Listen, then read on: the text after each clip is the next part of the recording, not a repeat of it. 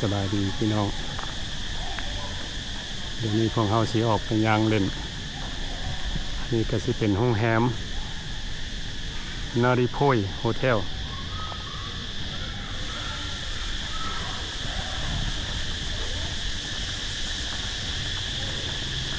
ห้องแรมอยู่บริเวณนี้ก็งามหลายเนาะพวกเฮาย่างออกมาจากห้องแรมของพวกเฮาอยู่พุ่นSimon Hotel แล้วมันนี้สิได้ไปย่างล้อเล่นอยู่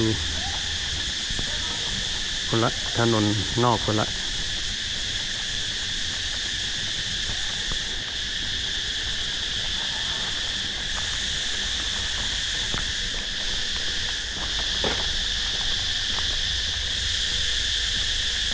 เสียงดังจัดจัน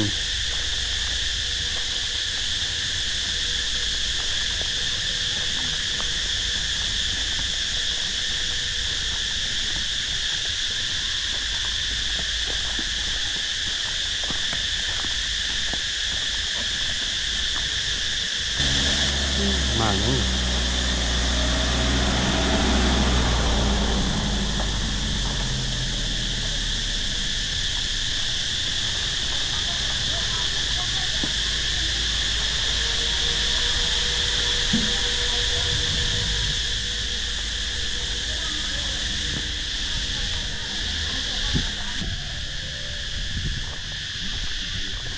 มีต้นมะบวบ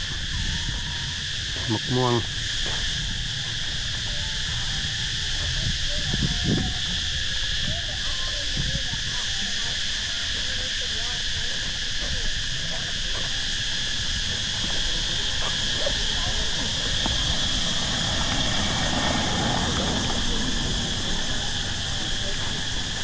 Here's another massage place.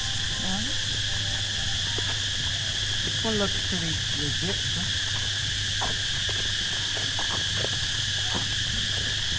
Wanna check it out? Yeah. Huh? Wanna check this one out, or you wanna check it out? Nah, we walk around first. Yeah. Okay.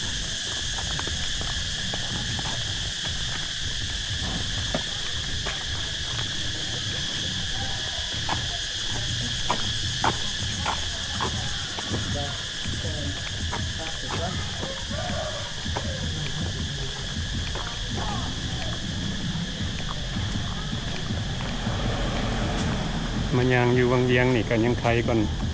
ยางอยู่ในเวียงเนาะเพราะว่าอย่างมันถนนหนทางมันสิบ่คืออยู่ในเวียงจันทน์ Less busy, huh? Yeah มันสิบ่บีซี่ปานใดทอเวียงจันทน์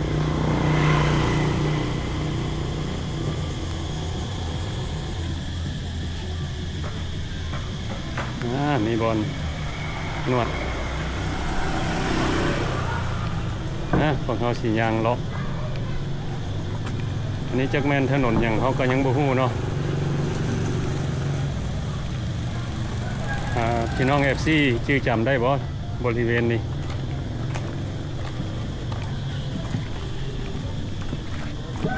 Over here another massage It's everywhere, huh? I guess we came to the right place. We were looking for a massage. 1 hour 60,000 keep That's like ชั่วโมงหนึ่ง3 ดอล 3 per hour? 2 ดอลปลาย That's good. That's cheaper than the one we did the other day.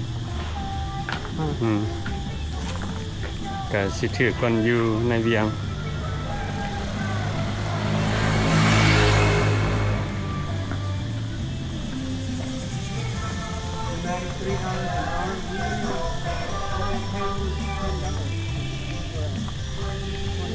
นี่สิเป็นทวิสุขโฮเทล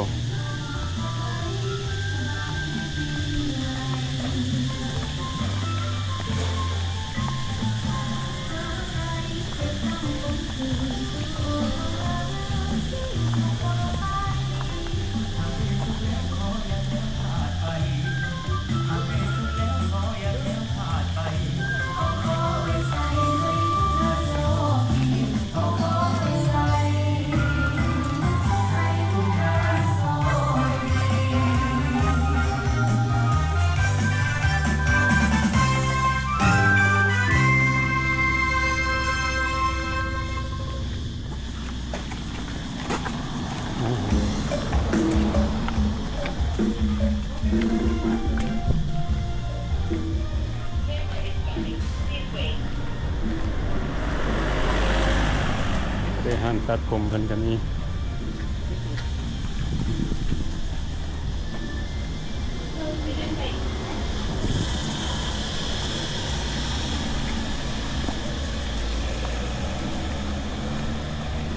นี่ก็สิเป็นตลาดขายเครื่อง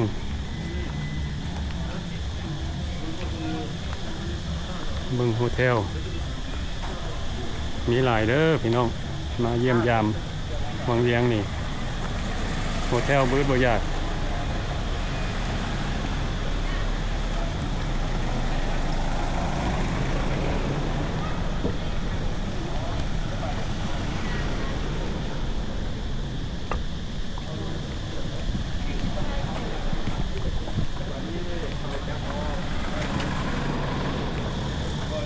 โอ้นี่เป็น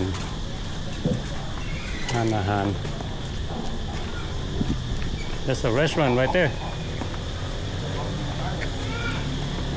โรงแรมนี่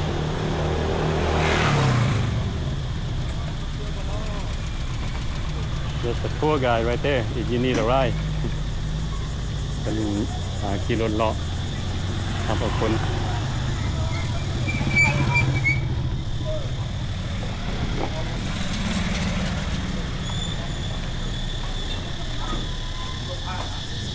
Here, that's another tour package. ผู้ใดอ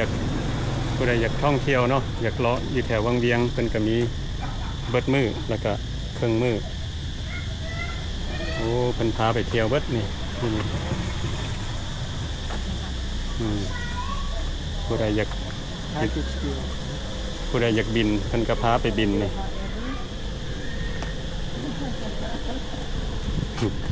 You want to fly? They have that too, right here.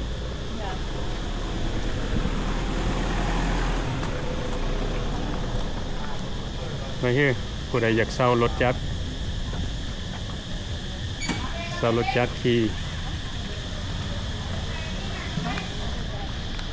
แล้วผู้ใดอยากนวด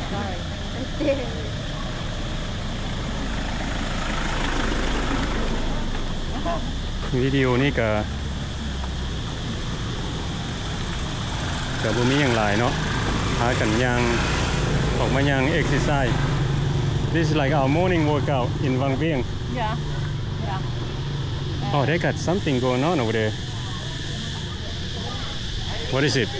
Right here Oh, they got restaurant Riverside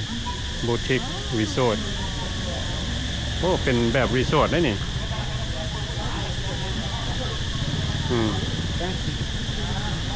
Yeah. Let's check out some more, see what they have. Oh. ไปดิมันเป็นผู้นักโทษสำหรับผู้ใดอยากเที่ยวอยู่ในวังเวียงบ่อึดห้านที่เพิ่นนั่นน่ะสิพาไปเนาะ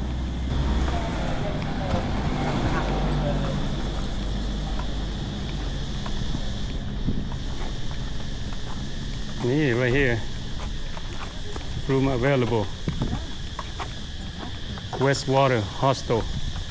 This one's closest to the city. Yeah this one you gotta share the room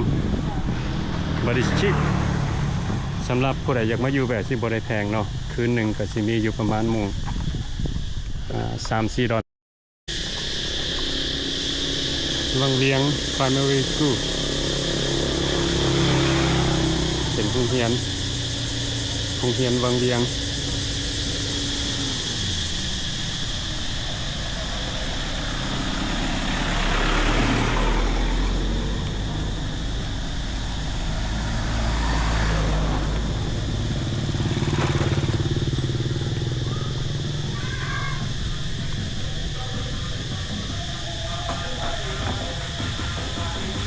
เห็นบ่บอนเซารถจักรก็มีหลายผู้ใดอยากมาอยู่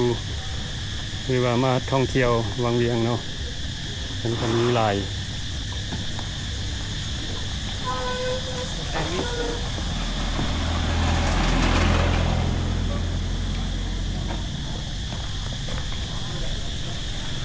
งประเทศก็มาเล่นหลายเนาะนี่ร้านอาหาร Chinese restaurant barbecue hot pot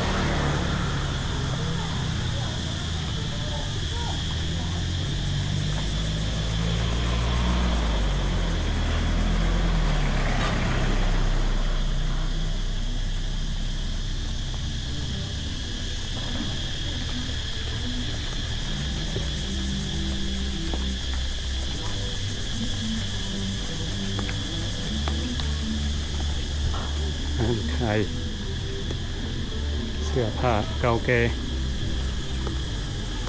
ลาวซิลค์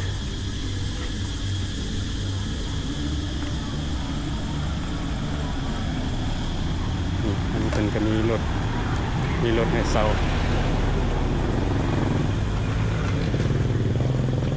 อันนี้เป็นอย่างนี้ Elephant Crossing Hotel โฮเทลสร้างยามข้าม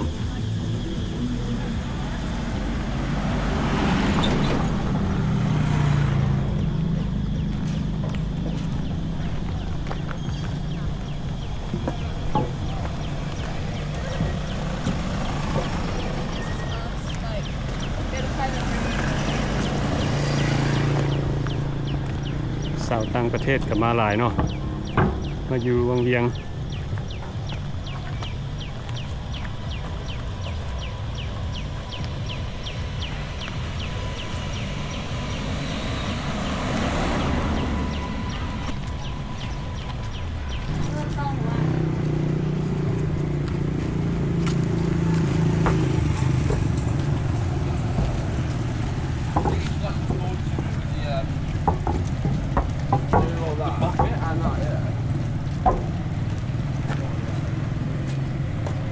เด้อพี่น้อง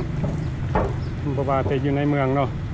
อยู่วังเวียงนี่เพิ่นก็มี ATM หลาย1 2 3 4 ATM อยู่นี่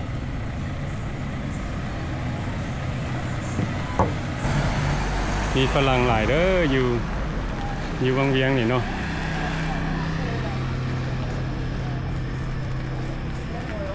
สาวต่างประเทศเพิ่นย่างมาเพิ่นก็มีแต่สาวต่างประเทศอยู่นี่เขามาฮอดตลาด MC Market ก็ไปเบิ่งดูว่าเพิ่นมีหยัง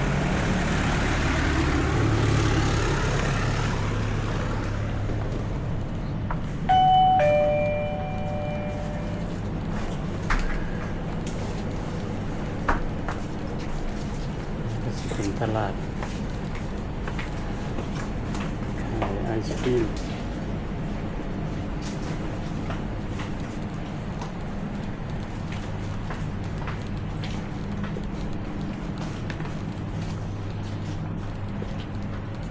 What are you buying, Maddie? Snacks and drinks. Snacks and drinks.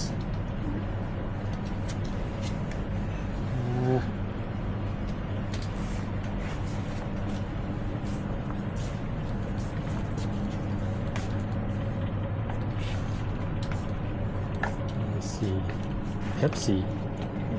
Yeah.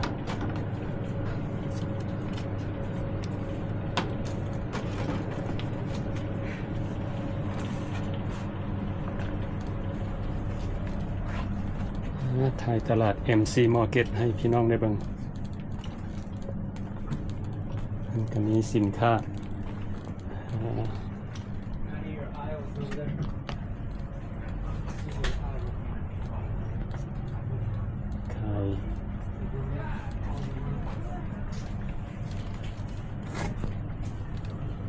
หลายสิ่งหลายอย่าง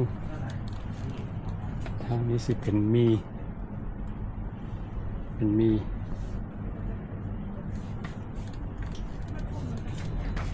ม่เอาแดดก็ผมสระผมเลยนุ่ม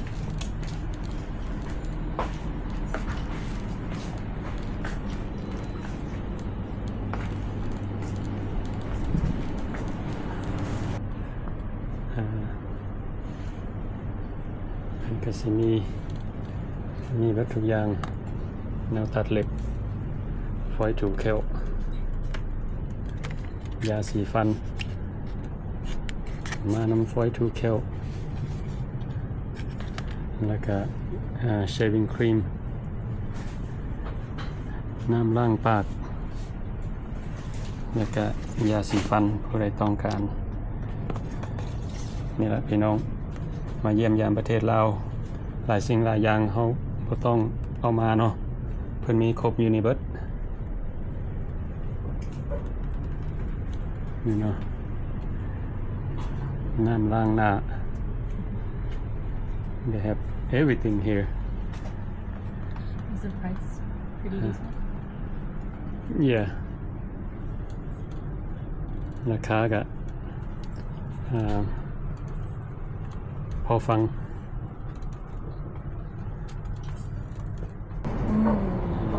โคโคนัท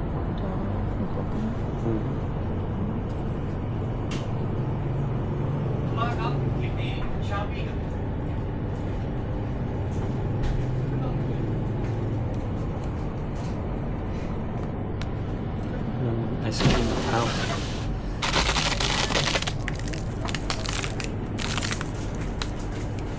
ตัวนี้เคยกินอยู่ทุเรียนนี่หมักทุเรียนแซ่บอยู่ตัวนี้ Do you want anything? I got you. Pepsi? Oh no, I'm just gonna get this, yeah.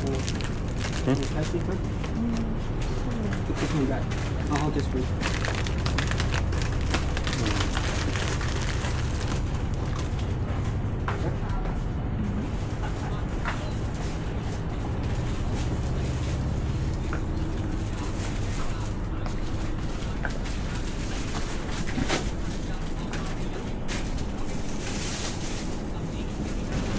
So everything in there costs 70,000? Yeah. Wow, that's a good deal.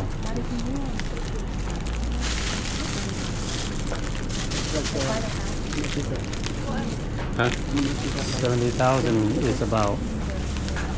maybe $3? $3.5. Oh yeah. Yeah, Pretty cheap. that's a good deal.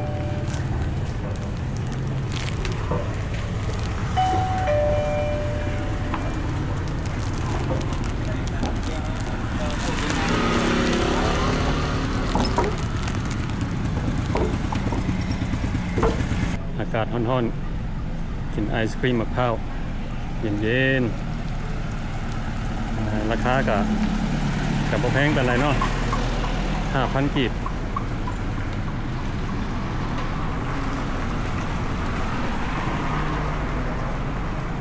Under $5 for all that.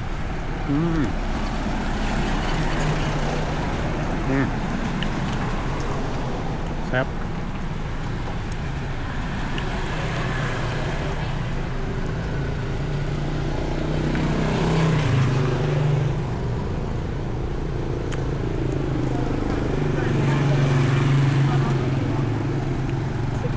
โอ้เกลือปลาเลี้ยงปลาน้อยเนาะ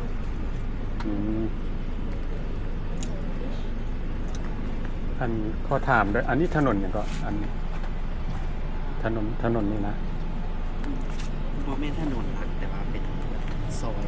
โอ้เป็นซอย เป็นเส้น เป็นแบบเพิ่นสิมีแบบร้านอาหารกับโฮเทลเนาะ ถนนหลักก็อยู่ทางด้านนั้น โอ้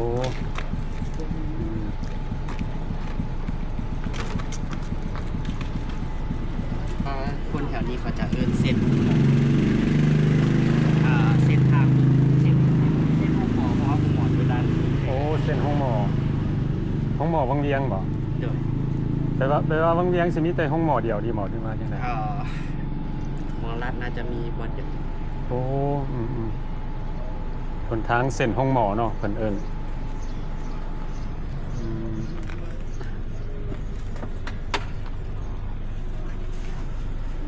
little fish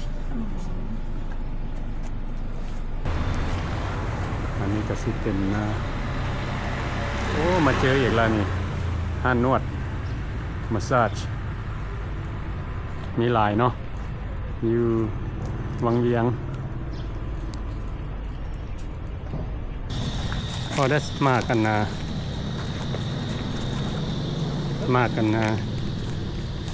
กลิ้นจีลิจีบ่ลิ้นจี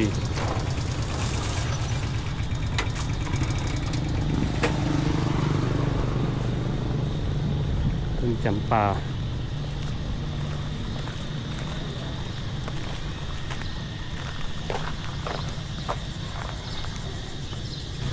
ร้านนี้เป็นว่า best food in วังเวียงว่าซั่น Yeah, no. นี่เด้อพี่น้องสิมาลองเบิ่งร้านนี้เนาะร้านนี้ก็มีชื่อว่า AMD Restaurant Best Food in วังเวียง Trip Advisor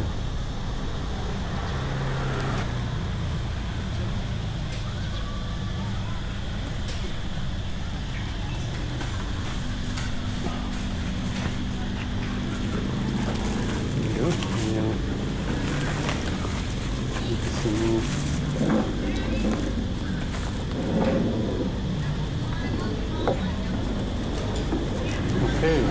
นี่ก็ยังไทยเนาะมันเขียนเป็นภาษาอังกฤษนำ They also have in English Oh, do they? Yeah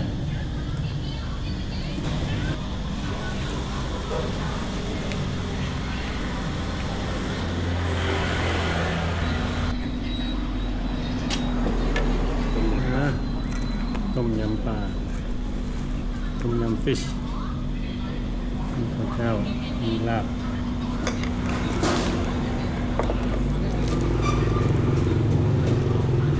เดี๋ยวนี้เพิ่นกำลังเฮ็ดตำบักหุ่งเนาะ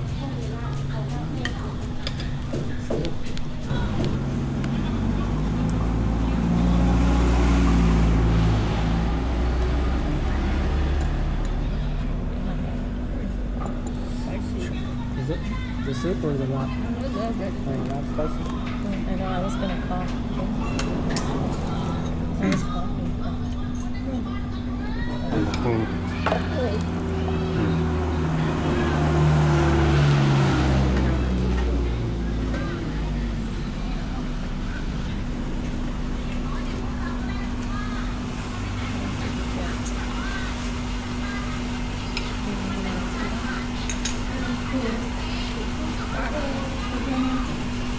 ต้มยำปลา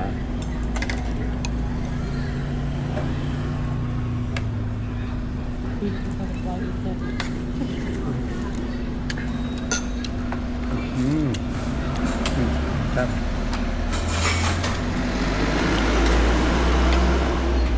The soup's good. Spicy soup. Is it too spicy for you, Maddie? It's okay.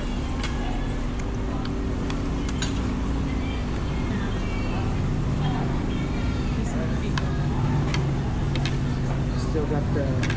pakbong and the kuah pakbong. Look, Thai salad.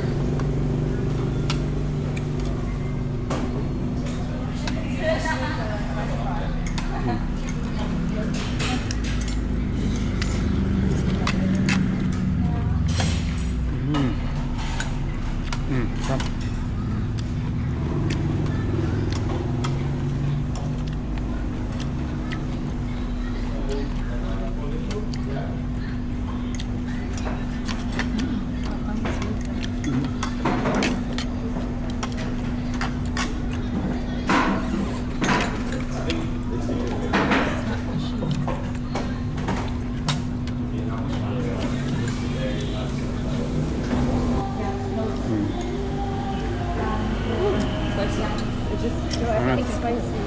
อาหารของพวกเขามื้อนี้ก็บ่มีหยังหลายเนาะ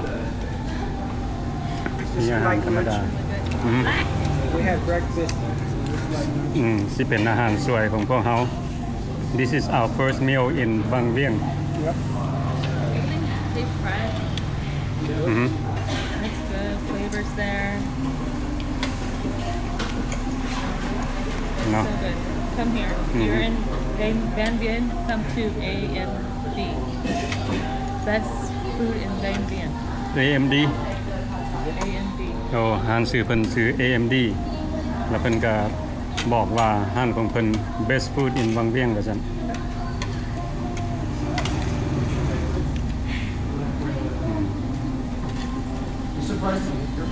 I like the peppers. อาหารนี้ก็มีลาบซีน Bumpy peppers. ต้มยำปลาตำบักหุ่งกับขั่วผักบุ้งนะลองเบิ่งขั่วผักบุ้ง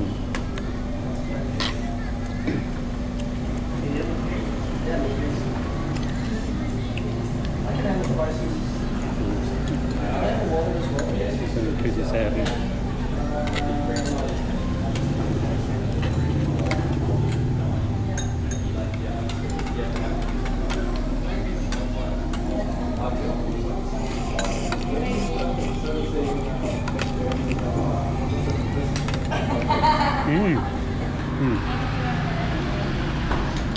แซ่บ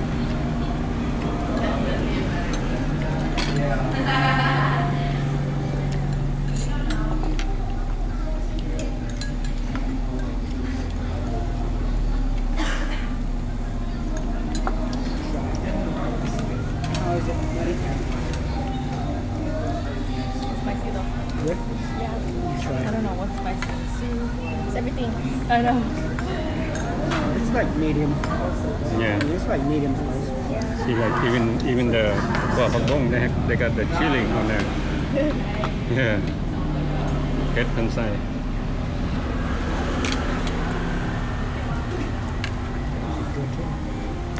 I don't really have this kind of chili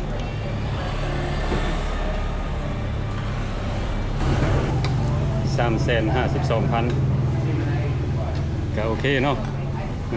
อาหารของเพิ่นโอเคแซ่บหลาย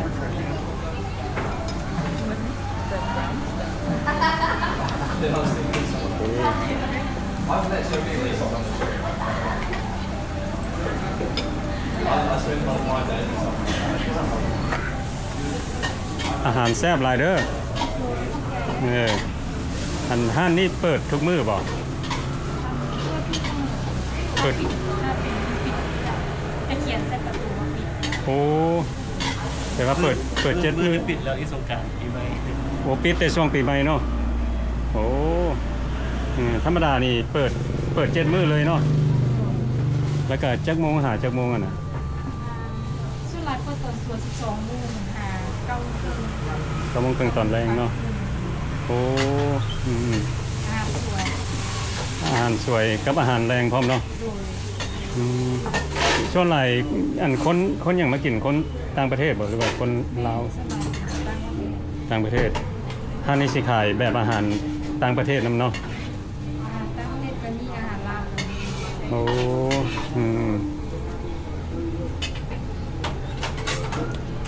อันนี้อันน่ะอยู่ใกล้ตลาดมืดบ่ตลาดมืดบางเวียงอันอยู่ทางใดหั่นน่ะตลาดมืด ร้านนี้ย่างประมาณกายห้องหมอไปหน่อย โอ้ 5 นาที ที่5 นาทีไปทางนี้เนาะโอ้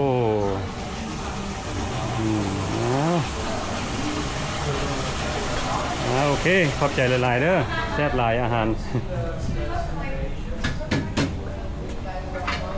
พี่น้องคันผู้ใดอยากมาชิมอาหารอยู่ห้านของเพิ่นเนาะ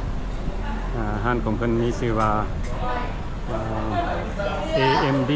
Restaurant Best Food in บางเวียง